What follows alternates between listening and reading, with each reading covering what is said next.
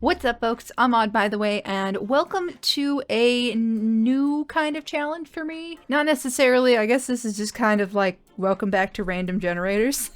Because I have decided that I am going to create a creature of some sort, and I figured that I would kind of narrow it down to specifically kind of a cryptid style creature, which is something that kind of ranges somewhere between fantasy and biology a little bit, right? Like a lot of the time it's a misinterpretation of animal biology, or it's something maybe that could speculatively be true. And something very close to my heart as a person who lives in a state where it has been put into law that if Bigfoot exists, you're not allowed to shoot it. Genuinely a thing. So I'm very familiar with cryptids. They have an interesting place in my heart, and I wanted to draw something a little spooky. I know it's not necessarily the season for it, but I guess maybe it's also just like all the horror movies that come out during the summer as well. But there is something to summer that has an intrinsically more like, I want to go ghost hunting, cryptid hunting vibe. I think that it has to do with it being warmer. And I decided to, in my research for this, I found a little bit of inspiration in the video by Prickly Alpaca, who did something fairly similar with randomized animals, which I've used the same animal generator that she did. In this circumstance, I have a create a cryptid random generator here that seems to have like an animal, a trait that they can have, a power that they have, and where they're found, and all of those aspects are randomized. But her formula for this was, in similar to my appreciation of threes, doing a creature, a humanoid, and some sort of kind of like entity spirit style creature, a bit more like a yokai. So like first one is something that could be, it could be a beast, it could be something that was that like somebody heard of, some sort of folk cryptozoology animal that has maybe made its way into a bit more of a supernatural element in terms of like the stories told about it, but is also just like a beastie. And then of course humanoid, we've got kind of like your creepypasta style stuff. You've got like your it is bordering on entities or like minor gods sometimes. Like the rake is postulated to exist in Washington where I am, so you know, something like that that's got twisted human features. And now this gives us an animal, so I would probably just combine that animal with something else. And then of course the entity being a little bit more supernatural in nature, a little bit more of a modern myth. I think that all cryptids kind of are. It's just that our tendency to catalog things has changed. It's gone from this is a demon to this is an animal. I thought let's just get into this and actually roll our cryptids. So our first selection is not this one that pops up on the website because that's not fun. We are going to re-roll a boop.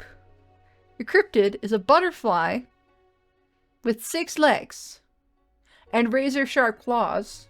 It's found in volcanoes.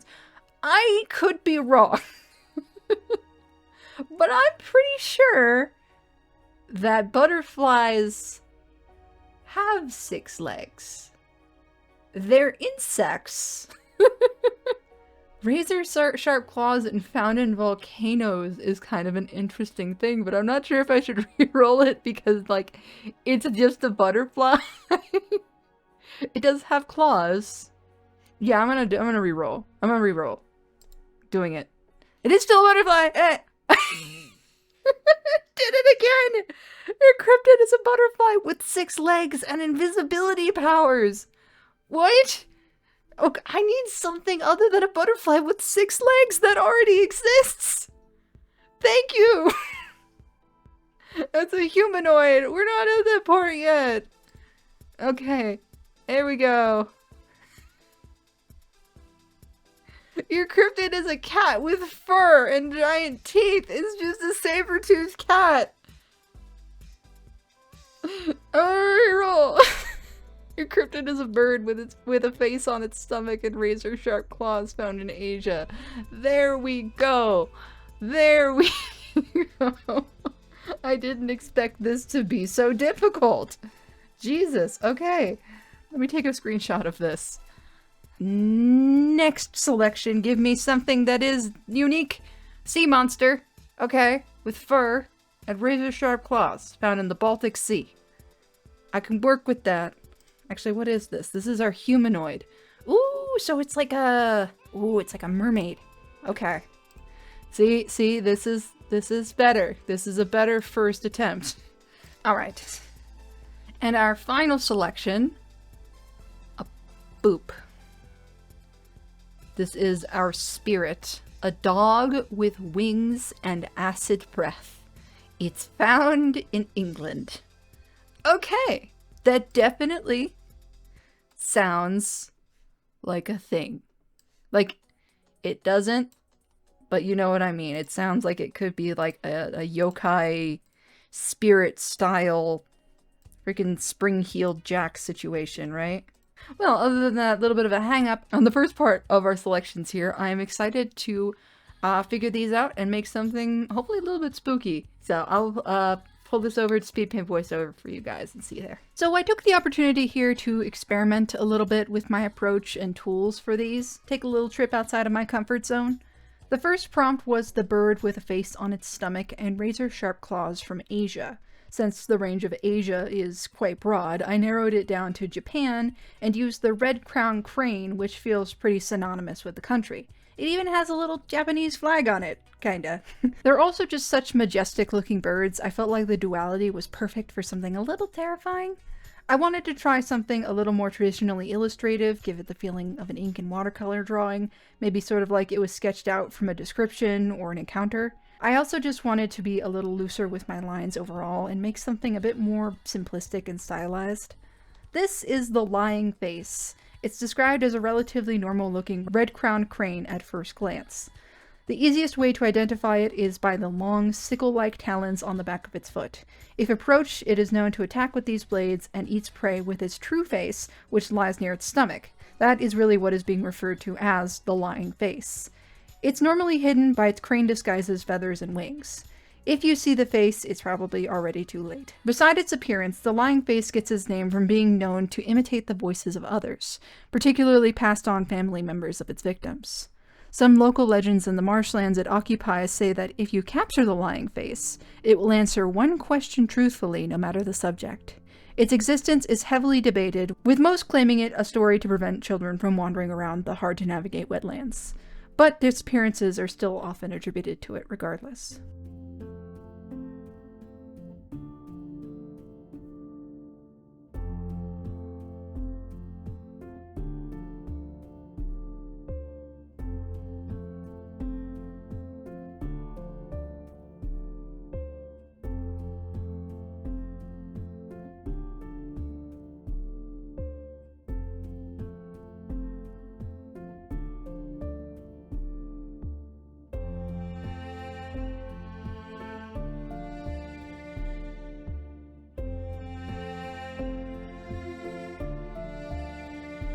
The next prompt is the humanoid sea monster with fur and razor-sharp claws from the Baltic Sea. I had little to no information about the Baltic Sea, so this one sent me down a little research rabbit hole. Our cryptid having fur isn't the most uncanny thing here because the Baltic Sea is pretty far north, bordering a good few Scandinavian countries. Right away, I knew I wanted a mermaid, and hey, it's just in time for mermaid. Does this count? I'm gonna say it counts. For the fish inspiration, I sort of combined a native fish with a serpent. That just made sense given that this is a sea monster. My main inspiration otherwise was the short-horned sculpin, which also lives in the Baltic Sea. It's got little horns on its head. I put the sharp claws both on our mermaid's hands and added some hook claws to fins I made on her elbows. This is the Baltic Sea mermaid. Where other mermaids may have you thinking of tropical reefs and enchanting songs, the Baltic Sea mermaid is a serpentine beast made for the cold, brackish waters. Early stories of her arose in a few towns from the countries surrounding the Baltic after reports of some sort of oversized pike or maybe an even more massive sculpin. Fishers came forward to claim that was no ordinary fish, but an intelligent and deadly being.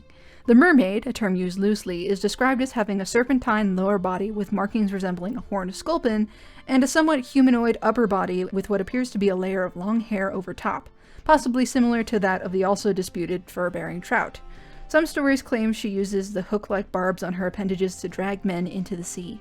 Others add that she has the ability to shapeshift and appear as a beautiful lady whom fishermen will mistake as a prostitute. The term hooker is sometimes used as a double entendre sort of name for her. Stories go as far as claiming that the mermaid is an angry spirit of a drowned woman, but some speculate that this is just a yet-to-be-discovered species, possibly a remnant of the Ice Age.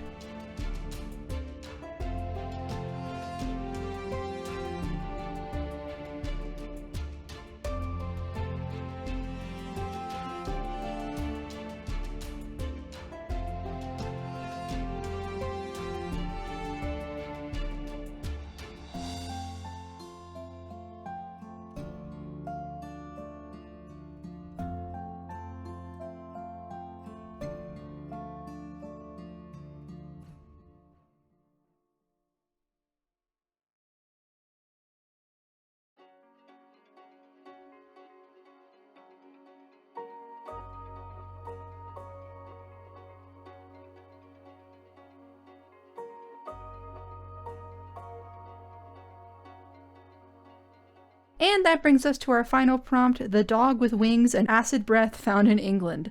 This one also being more of an urban legend or an entity, which makes sense because the concept is insane. I was excited for this one, if a little wary about how I was going to depict it without making it look absolutely silly.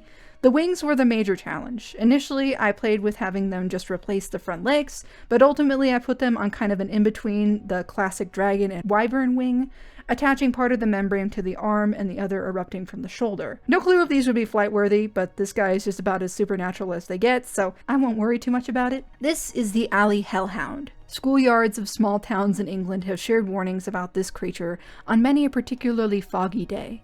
The hellhound is described as a small to medium mangy dog with thin membranous wings and a venomous bite with equally deadly breath. Brief encounters with the dog can result in severe illness, and a bite is a death sentence. The tale could easily trace back to warnings about interacting with strange dogs, especially if they seem particularly sick. Bites from rabid animals can certainly be deadly after all. The origin of the wings is muddy though. Maybe it was just an added exaggeration to make the beast that much more impressive to claim having seen. Despite the dangers, the alley hellhound is beloved by children. It's reported more on foggy days, so it offers a sense of adventure in otherwise dreary weather. Even some adults report having taken in a particularly ratty stray and treated it only to have it disappear. The same people also attribute any sudden increase of fortune and health to these encounters, and thereby attribute it to the spirit of the alley hellhound.